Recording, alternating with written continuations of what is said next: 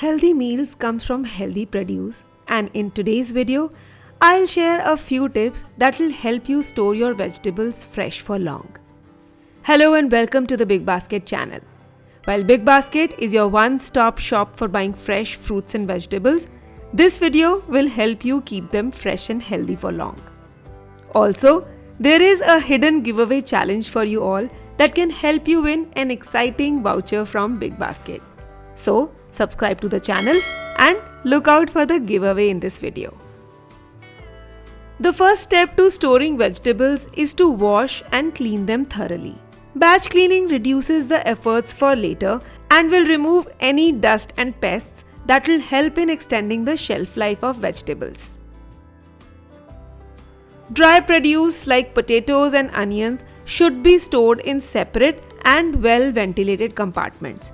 So I use this rack to segregate potatoes and onions. I layer the bottom surface with paper and lay down the potatoes. Onions produce gas which can cause potatoes to spoil early. So storing them in an open, cool and dry place helps them last even for months. The same goes for garlic. I'll segregate the section by using a separate basket for storing them. This way all veggies stay separated and there will be no exposure to moisture around causing vegetables to rot. Next up are tomatoes. Dry the tomatoes completely before storing them as moisture is the biggest cause to rot tomatoes quickly. Unripe tomatoes can easily be stored at room temperature for up to a week. However, if the weather gets too hot and tomatoes are fully ripe, you can either consume them immediately or store them in the fridge to increase their life for a few more days. The best way to store green chilies fresh is to store them in fridge in an airtight container.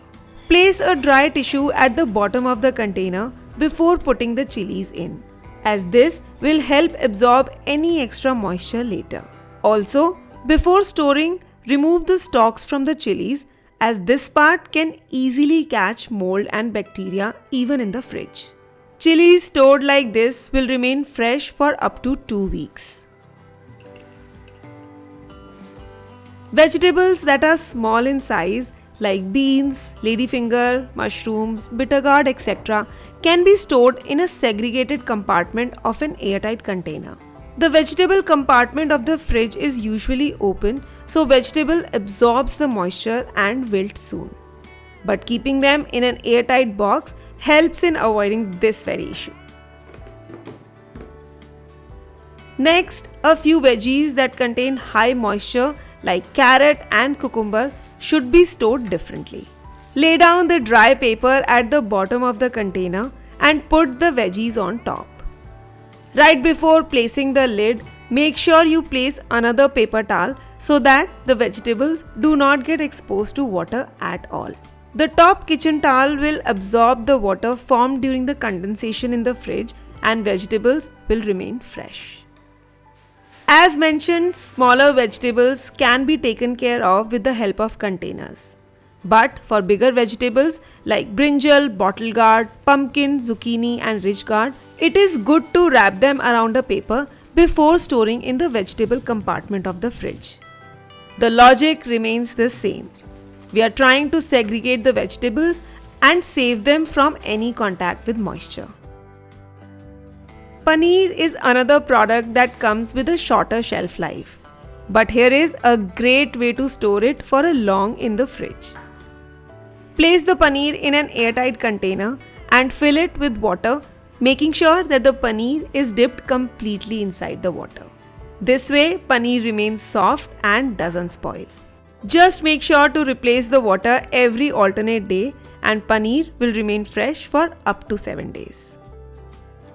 Again, ginger and lemon should not be stored in the open.